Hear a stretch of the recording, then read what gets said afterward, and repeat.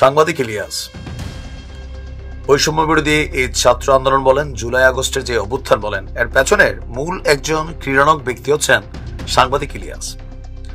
আর এই সরকার পতনের পর সমন্বয়কদের পক্ষে এই মুহূর্তে রাজনৈতিক শক্তিগুলো কেউ নাই। জামাত পিছনে পিছনে থাকতে পারে, কিন্তু অন্যরা কেউই নাই। But online king Pinaki Bhattacharya এবং সাংবাদিক ইলিয়াস তারা কিন্তু তাদের একটা বড় ধরনের সাপোর্ট করে যাচ্ছেন। বাট এই যে ছাত্রদের যে রাজনৈতিক দল, এই দল নিয়ে সাংবাদিক ইলিয়াসের অবস্থান কি পজিটিভ নাকি নেগেটিভ? ইলিয়াস ভাইকে যারা চিনেন, তিনি যাদেরকে পছন্দ করেন তাদের অনেক কিছুতে তিনি ছাড় দেন। আবার যখন তার এথিক্সের মধ্যে আইসা যায় যে না এবার ধরা দরকার, টেকনিক্যালি ধরেন হালকা হালকা টোকা বাড়ি দেন। যেমন ধরেন এই জাতীয় নাগরিক পার্টির অন্যতম একজন নেতা হান্নান মাসুদ, তার একটা দুর্নীতি নিয়ে তিনি কিন্তু একটা স্ট্যাটাস দিয়েছিলেন। দুর্নীতি বলতে কাকে জানি জামিন করাই দিছে, আওয়ামী লীগের অনেককে সেট আপ করতেছে, এটা কিন্তু সাংবাদিক ইলিয়াসের স্ট্যাটাস ছিল। এবার এই যে ধরেন রাজনৈতিক দল যেটা হয়েছে, এখানে বাংলাদেশে আগামী দিনে সমকামীদের জন্য একটা উর্বর ভূমি হতে যাচ্ছে। কারণ জাতীয় নাগরিক পার্টি তারা তাদের এই কমিটি নিয়ে যথেষ্ট বিতর্কের মধ্যে পড়ছে। এটা নিয়ে হাসনাত আব্দুল্লাহ স্টেটাসও দিয়েছে, কিন্তু সাংবাদিক ইলিয়াস প্রথম তিনি এই বিষয়টাকে প্রকাশ্যে নিয়ে আসছেন। এখন এই যে তিনি একটা গোপন বিষয় প্রকাশ্যে নিয়ে আসলেন, নর্মালি একটা মানুষ কথা বলা বা ইলিয়াস ভাইরা কথা বলা আলাদা জিনিস আছে। তিনি একটা ডকুমেন্টারির মতন তার ইউটিউব চ্যানেলে তিনি প্রচার করে দিলেন।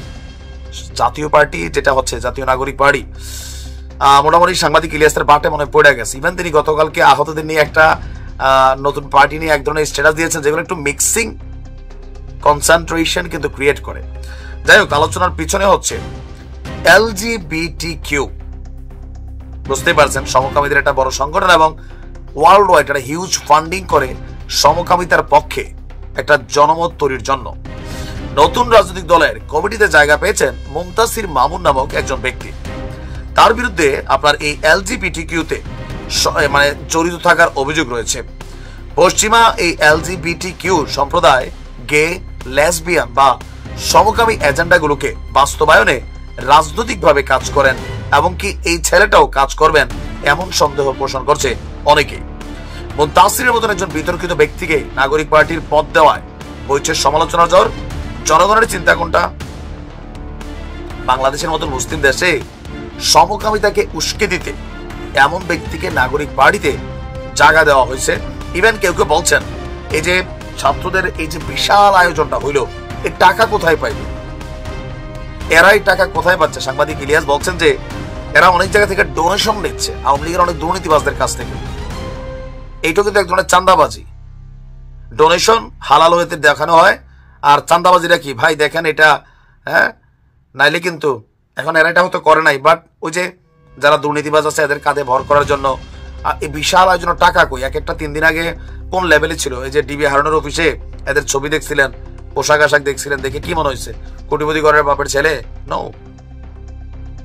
নাহিদের বাবা একজন স্কুল মাস্টার, আসিফের বাপের তো অবস্থানই নাই, এলাকাতে মুরব্বী যেমনি আছেন এমনি। সার্জিসের বাপ কি করে আমি নিজেও জানি না। তো এই যে ধরেন অবস্থান, হান্নানের বাড়ি ঘরের নমুনা খুব ভালো ছিল না, এখন তারও দেখেন শরীরে হালকা চর্বি হয়েছে। ওই যে সাংবাদিক ইলিয়াসের বক্তব্য কিন্তু এগুলা, যে অনেক এই সমন্বয়করা, ছাত্র নেতারা অনেক ধরনের এই তদবির বাণিজ্য, বদলি বাণিজ্য, অনেক কিছু কিন্তু জড়াই গেছে, তাদের পরিবাররা সহ। সাংবাদিক ইলিয়াসের বক্তব্য আমার না। এখন সাংবাদিক ইলিয়াস ভাই যখন একের পর এক যারা আহতদের চিকিৎসা করবে ক্ষমতায় গেলে, এরকম নানান বক্তব্য কিন্তু তিনি দিচ্ছেন, আস্তে আস্তে তার গুসার জায়গাটা সামনে আসতেছে। একদিন দেখবেন যে সব ফাঁস করে দিছে, তখন না থাকবে ঘাটকা, না থাকবে ঘাটকা। এরা আসলে কি করতেছে আমার কাছে নিজেরও মনে হয় যে কোথাও না কোথাও মিসগাইডেড তো হয়ে যাচ্ছে। ভুল অনেক ডিসিশন নিয়ে আনিছে। 5ই আগস্টের পরে এই ছাত্র জনতা এককভাবে কোনো সফলতার গল্প নাই, পুরোটাই ব্যর্থতার গল্প। 32 ভাঙ্গা সফলতার গল্প না, এটা বুঝেন। এগুলোর জন্য এক সময় আবার ব্যর্থতার গল্প তৈরি হবে। তবে সাংবাদিক ইলিয়াস ভাই ধরছেন যেহেতু, হয়তো আরো অনেক কিছু সামনে আসবে, বাট এগুলা মানুষ পছন্দ করবে না। ভালো থাকুন।